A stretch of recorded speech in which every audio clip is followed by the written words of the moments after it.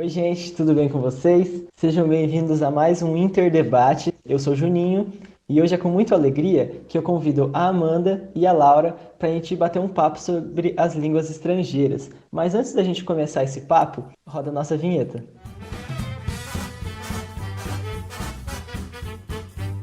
Hello everyone! Eu sou a Amanda, professora de língua inglesa no CPV e eu sou do segundo ano de História da UEL. Hola muchachos y muchachas, soy professora Laura, de língua espanhola do CPV-UEL, e eu estou no último ano da graduação de licenciatura em língua espanhola. Legal. E antes da gente falar sobre essa língua estrangeira, sobre a língua estrangeira em si, vamos entender melhor como ela é cobrada no vestibular. Os vestibulares, eles cobram da língua estrangeira principalmente a interpretação de texto. Muitas vezes você vai ter lá no vestibular uma imagem ou um texto na língua estrangeira, né, em inglês ou espanhol, e aí você vai precisar interpretar essa imagem ou esse texto. Muitas vezes, como é o caso do Enem e o caso do vestibular da UEL, as questões são em português. Então, você vai ter o texto e a imagem na língua estrangeira, mas você vai responder as questões em português. Esse ano a gente passou por algumas mudanças, esse foi um ano atípico, né? E esse vestibular de 2021 vai ser de uma maneira diferente. Como que vão ficar as línguas estrangeiras com essa mudança? Exatamente, Juninho. Então, nós temos uma mudança. Antes, nós tínhamos 10 questões na língua estrangeira, porém, esse número baixou e foram para 4 questões. Então, o candidato, ele já terá escolhido, né, previamente a sua língua, se é o espanhol ou o inglês, e serão 4 questões na língua estrangeira. São então agora 4 questões, 4 de 50, né? Então eu queria entender agora, eu acho que os alunos também querem entender um pouco mais, por que que o vestibular cobra essa língua estrangeira? Bom, o vestibular, ele geralmente cobra essa língua estrangeira porque é uma coisa que está muito presente no nosso dia a dia, né? A gente tá sempre em muito contato com o espanhol, em muito contato com o inglês. Então, o vestibular quer mesmo saber se você está preparado para lidar com isso, se você sabe pegar um texto em inglês e interpretar ele, por mais que você não fale fluentemente a língua. Ele quer saber se você tem essa habilidade de interpretar um texto que é de uma língua que não é a sua. E por que o inglês e o espanhol? Por que foram escolhidas essas duas línguas para a gente fazer na prova? Por duas razões, né, Amanda e Juninho. Primeiro que o inglês, ele é a língua franca. Então, o que significa a língua franca? Quando nós pensamos no país que domina o mundo, Estados Unidos, qual é a língua dos Estados Unidos? O inglês. Então, por essa razão, língua, quando nós falamos de língua, está ligado com poder. Língua é poder. Então, nesse sentido, e também a língua inglesa, ela é falada internacionalmente. Ela está presente em todos os momentos. A Amanda vai comentar isso a seguir. Então, o inglês ele é a língua franca, por essa razão, e o espanhol, por ser a terceira língua mais falada no mundo na questão de nativos. Porque nós temos 3 línguas que são mais faladas no mundo: o inglês, mandarim e chinês, pelo número de nativos da população, por ser muito grande, e o espanhol. A gente entende então que língua é poder. Entendendo que língua é poder, entendendo que o inglês e que o espanhol são línguas muito faladas em todo o mundo, qual a importância de estudar a língua estrangeira, uma língua que não é a nossa? É muito importante a gente estudar a língua estrangeira, porque, primeiro, ela é muito cobrada no mercado de trabalho, né? Geralmente, as empresas agora, quando vão contratar, elas exigem que você saiba pelo menos o mínimo de uma língua estrangeira. Mas tem também, como eu disse, um lado muito cultural, para além desse lado profissional. A gente está sempre em muito contato com essas línguas estrangeiras, na internet, na TV, nos filmes, tudo. Então é muito importante que a gente saiba se adaptar a essas situações. É importante que quando a gente aprende uma língua estrangeira, a gente entra em contato com uma outra cultura, a gente começa a ter uma visão mais ampla do mundo. E também, quando a gente aprende uma língua estrangeira, a gente ganha um veículo para poder compartilhar a nossa própria cultura. Então, quando, por exemplo, eu aprendo inglês, eu vou ter mais uma visão de como é a cultura estadunidense ou como é a cultura britânica. E aí eu também vou poder compartilhar como que é a cultura brasileira para essas pessoas. Sim, então, continuando essa linha de raciocínio da Amanda, de que língua é cultura, então, sim, nós estamos falando dessa dicotomia, né, de língua, cultura. Então, não tem como separar, porque elas estão sempre juntas.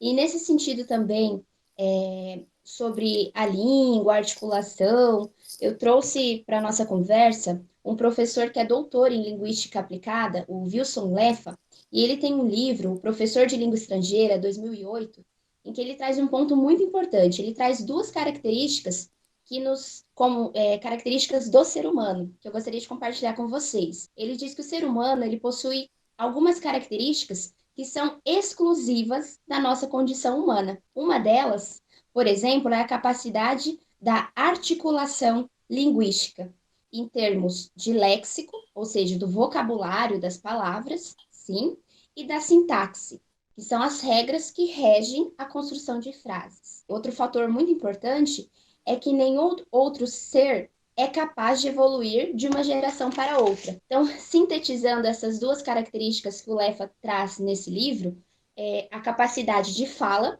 Então, o homem, ele não é apenas um animal político, mas ele é um animal político que fala.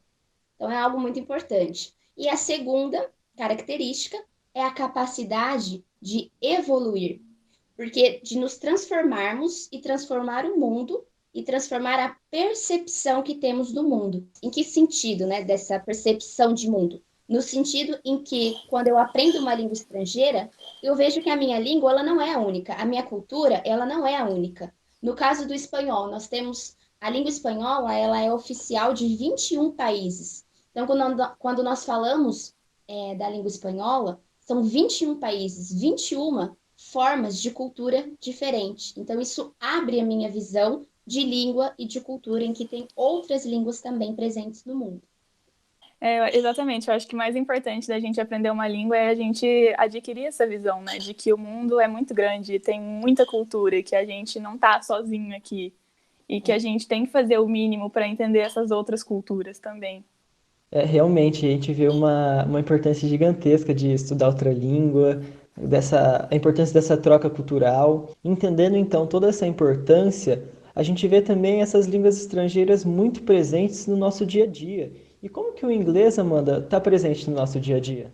O inglês está presente no nosso dia a dia em praticamente tudo, né? Tudo que a gente faz. A gente escuta a música, tá em inglês, a gente vai assistir Netflix, tá em inglês, a gente vai assistir série, tá em inglês.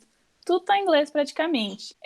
E também um outro jeito que o inglês está presente na nossa vida e às vezes a gente nem percebe é através dos estrangeirismos.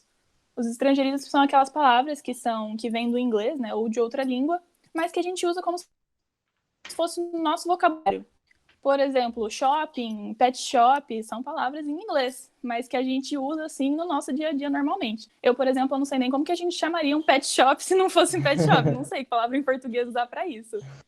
E esses estrangeirismos, eles são muito usados também, assim, no mundo corporativo, nas empresas, que as pessoas têm essa mania de falar é um espaço de coworking, ao invés de um espaço de trabalho compartilhado, ou então, tem o budget de tal coisa, ao invés de falar o orçamento. Então, as pessoas têm essa mania de colocar palavras em inglês no vocabulário, assim, para falar de coisas que, às vezes, tem no nosso próprio vocabulário, sabe? E por que a gente usa tanto esses estrangeirismos, Amanda? A gente usa bastante porque aqui no Brasil, por exemplo, a gente tem essa mania de achar que tudo é mais chique porque tá numa língua diferente.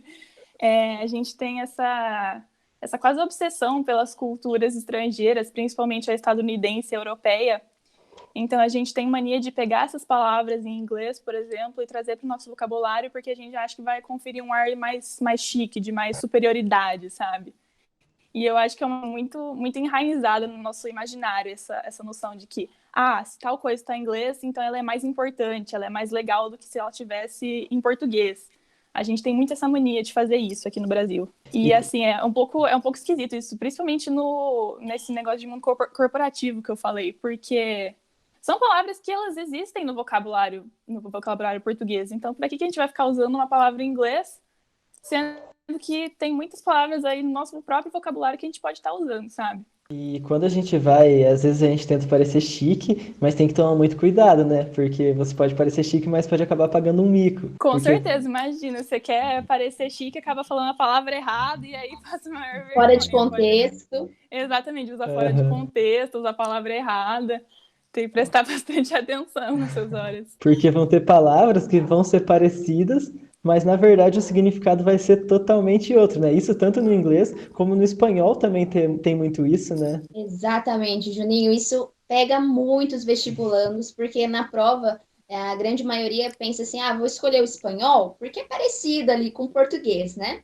Mas daí chega na hora da prova, você lê aquela palavra, por exemplo, embaraçada, tá lá num texto. Você fala, não, é embaraçada do português, né? É uma citação complicada. Mas, na verdade, naquele contexto, se refere a uma mulher grávida. Então, por você achar que a escrita, que a ortografia é igual, é idêntica ao português, tem o mesmo significado. E aí, na verdade, pegadinha do malandro, porque não tem, não é o mesmo significado. Embaraçada no espanhol, embora seja um falso amigo parcial, que dá também, se aplica nessa questão de uma mulher grávida, mas também nessa situação, quando uma pessoa está numa situação ali complicada, embaraçosa, né? Então depende, tudo depende do contexto. E isso acontece por quê? Porque o inglês, nós estamos falando de inglês, a língua espanhola e a língua portuguesa, elas têm a mesma origem, a origem do latim. Então elas são línguas ali irmãs, né? Que nós falamos.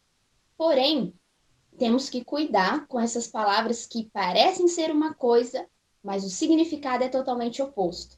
Para ficar mais claro, nós temos também a palavra novia, né, no espanhol. No português, quando nós falamos um casal de namorados, eles são namorados. No espanhol, eles são novios. E como seria então noivos em espanhol? Prometidos. Então, observem como que nos engana. Por exemplo, o Juninho até comentou que foi para o Chile com a Aham. namorada dele e perguntaram, não é mesmo? Perguntaram se ustedes são novios. E ele falou assim: não, estamos namorados. Mas na verdade a pessoa só queria saber se vocês eram namorados, né? Prometidos. E enamorados, apaixonado, alguma coisa assim também, né? Apaixonado. Aham. Estou enamorado. Sí, de mi novia. E no inglês a gente vai ter esses falsos amigos também, Amanda? A gente tem também bastante falsos cognatos no inglês, né? Eu acho que não tanto quanto o espanhol, porque realmente a gente tem sempre essa impressão de que espanhol e português são super parecidos, eu sei Então, falar. fácil. É. É. Mas no inglês a gente tem também, principalmente na hora de escrever. Existem algumas palavras que a gente escreve bastante parecido, aí você fala, ah, então é a mesma coisa, só que não é. Por exemplo, a gente tem uma apology em inglês que seria um pedido de desculpas. E a gente tem uma apologia em português, que é assim um elogio, uma defesa, assim, um enaltecimento. E tem vários outros, assim. E aí, às vezes, a gente acaba confundindo mesmo exatamente porque escreve parecido, né? E aí você automaticamente liga o português na cabeça e fala, ah, é tal coisa, eu sei isso. E aí a gente nem imagina que pode significar uma coisa completamente diferente. E pensando então que muitas vezes vão existir pegadinhas, que a gente pode se confundir, e pensando na familiaridade com as línguas, vocês têm alguma dica para o nosso aluno que vai escolher qual língua vai usar como língua estrangeira no vestibular? Olha, eu acho que o aluno ele deve escolher a língua que ele tem mais afinidade. Então, se ele acha que ele tem mais afinidade, né, mais intimidade com o espanhol e que vai ser mais fácil para ele fazer a prova, então ele escolhe o espanhol. Se for com o inglês, mesma coisa. A questão é que, independente da língua que você escolher, tem que praticar bastante. Como a gente acabou de falar, tem muita coisa que pode confundir a gente nas línguas estrangeiras. Então, se a gente não praticar, a gente vai acabar caindo nessas pegadinhas. Então, por exemplo, no inglês, o que eu recomendo muito é quando você está lendo um texto, provavelmente vai aparecer muito vocabulário que você não entende. Pega essas palavrinhas que você não entende, procura na internet e aí anota lá o que ela significa. Porque assim, quando você vai praticando assim, quando você vai ler um outro texto e essa palavrinha aparece de novo, você já sabe o que ela significa, entendeu? Você vai ganhando esse conhecimento através da prática.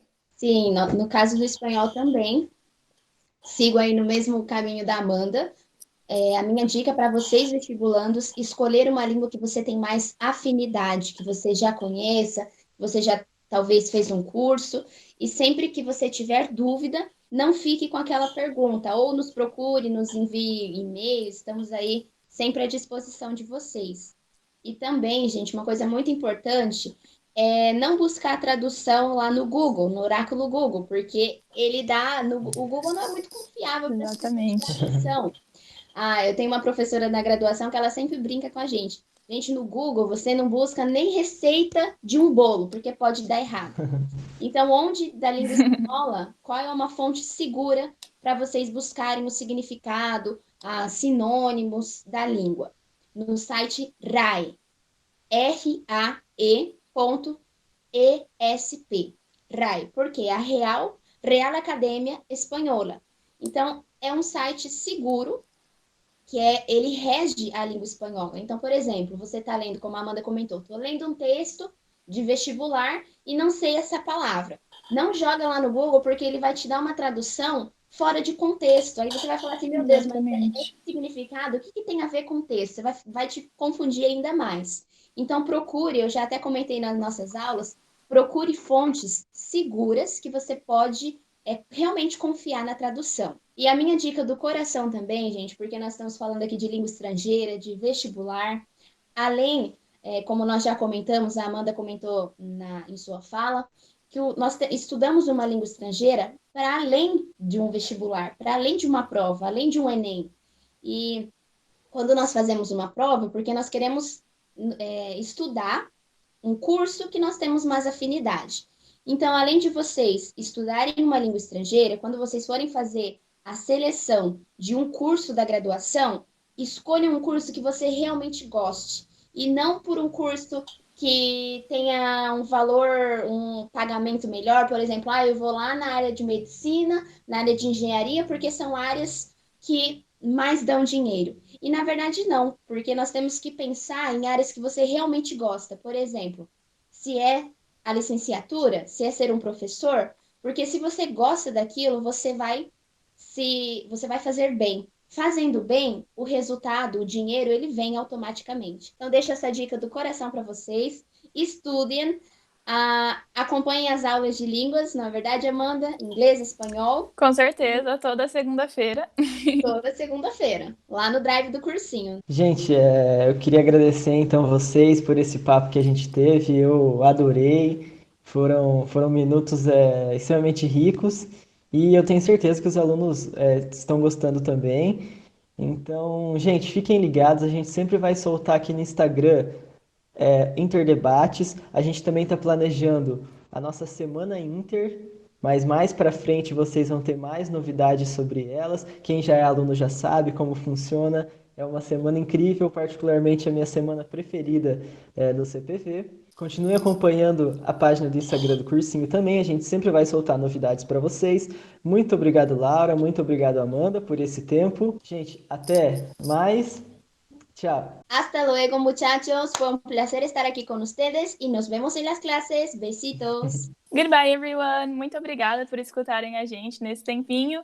E toda segunda tem aula de línguas lá no Drive. E até logo. Até logo, pessoal.